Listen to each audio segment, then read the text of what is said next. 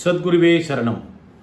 TVK Vijay அவர்களுடைய தற்போதைய ஜாதக நிலைமை என்ன? நாம் அரசியல்வாதி அல்ல, ஜோதிடர். பிரபலங்களுடைய ஜாதகங்களை அன்றன்ற நிலைமையில் எப்படி இருக்குது என்று பதிவிடுவது என்னை போன்ற ஜோதிடர்களுக்கு ஒரு பொறுப்பு இருக்கிறது. அதன்படியில் இன்றைக்கு நிலைமையில் டிவிகே விஜய் அவர்களுடைய ஜாதகத்தினுடைய நிலைமை என்னன்னு பார்க்கும். சரிங்களா? 22/6/1974 12 மணி பகல் சென்னையில் பிறந்திருக்கார். சனிக்கிழமை, கன்னியா லக்கணம், கடகராசி, பூச நட்சத்திரம், எண் 4. அவர் ராகு உச்சத்தில் பிறந்திருக்கார். என்னென்ன யோகங்களில் பிறந்திருக்காருன்னு பார்ப்போம். அதாவது இவர் சந்திரன் செவ்வாய் இனவு, நீச்சபங்க ராஜயோகம். 10ஆம் அதிபதி லக்னத்தில் அமர்வு, சந்திரமங்கல யோகம்.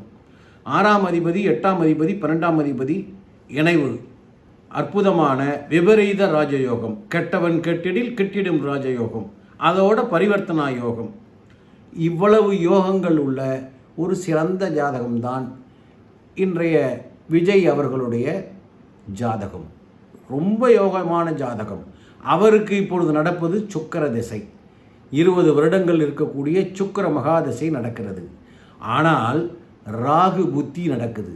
அதனால் சில குழப்பங்கள், பிரச்சனை, நிம்மதியின்மை எல்லாமே நடக்கும். அவருக்கு உகந்த நாட்கள் என்னன்னு பார்த்தீங்கன்னா 1, 10, 19, 28 இந்த நாட்கள் மட்டும் அவருக்கு மிகப்பெரிய வெற்றியை கொடுக்கக்கூடியது.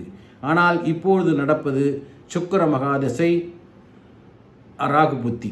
அதனால் சிக்கல்கள், பிரச்சனைகள், மனக்குழப்பங்கள், கெட்ட பெயர் எல்லாமே வரக்கூடியது.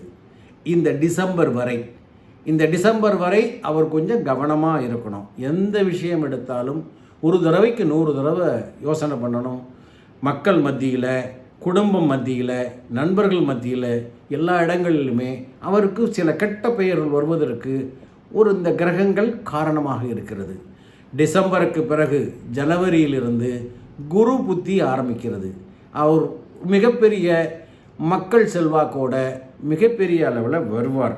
நாடு போற்றும் நல்லவராக வருவார். அவர் சொல்வதை நாடு கேட்கும். இந்த 2 மாத காலம் மிக மோசமான காலம்.